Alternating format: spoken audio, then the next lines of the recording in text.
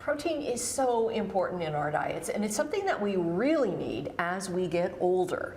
Registered dietitian Carol Harrison joins us now with just easy ways to incorporate it. And I love that it's not something that we're just like scooping out of a container and putting into something. This is just real food. It's right. Delicious, naturally nutrient-rich real food. Because, like you said, as we age, we really need to prioritize getting enough protein. And it's one of the many nutrients. Maybe we don't need as many calories, or we don't eat as much after you get to a certain age, but it's like you still need those nutrients. Yes, and protein's really important. Like you said, as we get older, we're not eating as much, our appetites go down, and it's one of the many reasons why a lot of older adults are not getting enough protein, or maybe eating less protein, and that puts them at increased risk for frailty in that, and then that means maybe loss of independence later on. We certainly want to try to avoid that. Okay, and meat is obviously one source of protein. Yes, yeah, a great source of hunger curbing protein. I've got 4 different ideas here today that we can showcase. Just wanted to share one more thing that I think is really important for folks to know. Starting in our 30s, we naturally start to lose not just bone, but also muscle. We hear about bone, but we don't hear about muscle. We lose muscle as well. And again, it's not something that we can stop, but we can slow it down. And it actually speeds up after 65. So that's why we're prioritizing protein. Okay. How about having a look at this first idea here? We want to avoid the tea and toast trap as we get older. Not enough protein. Yes, protein experts say that we need about 30 grams of protein per meal for optimal strength. So this avocado toast is delicious, but it's only got about 4 grams. So when we add 100 grams of beef, which is about a deck of cards, then that's going to add... So this is all what I'm putting on here is 100 grams. So you don't need like a full...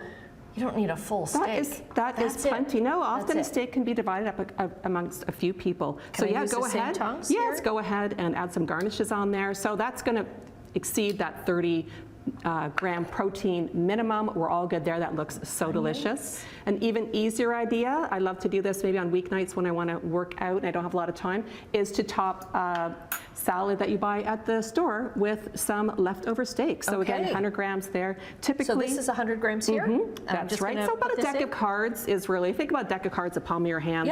You're going to get 35 grams of hunger curbing protein right there. So delicious as well. So animal foods typically have got more protein per serving than plant-based foods, but research shows that the optimal diets have a balance of plant and animal source food, so that's why I always say include them both. So we're going to go in with some sunflower seeds here on that as well. We just add a little bit more protein and crunch and taste. Very good, very good. Okay, and then we've got like, you've got pasta. So for the people that find that cooking for one is a chore, I would say cook up a pound of ground beef, that's 4 servings. You can freeze 3 of them for up to 3 months, put it in pasta, soups, pita pizzas, lots of ways that you can use it once you've got it in the fridge. Great head start on meals. Maybe my favorite idea. Okay, and I'm just going to say, this, to me, out of all of these, they all look great, but that's what I'm going for. A beautiful quesadilla. So again, some leftover steak. I always like to cook an extra steak. Nice cheesy quesadilla with lots of peppers and onions in there. So delicious. Of course, grilled cheese as well is another great idea and way that you can add some steak to a sandwich. And again, that could be, oops, I need a better cutter. Clearly. I love that even a registered dietitian, someone who cooks for a living, has the same problems in the kitchen that I do.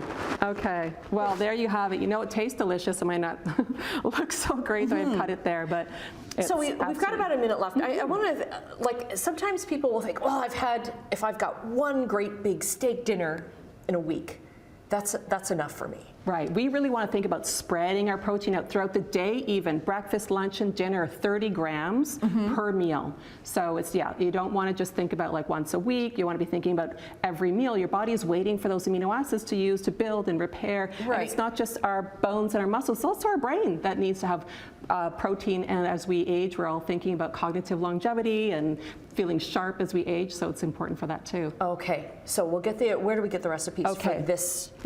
So folks can find recipes at thinkbeef.ca, and they can also get their hands on this free resource called Eat Well, Age Well, and it's on the thinkbeef.ca website. And we'll get the links up on our website, chch.com/morninglive.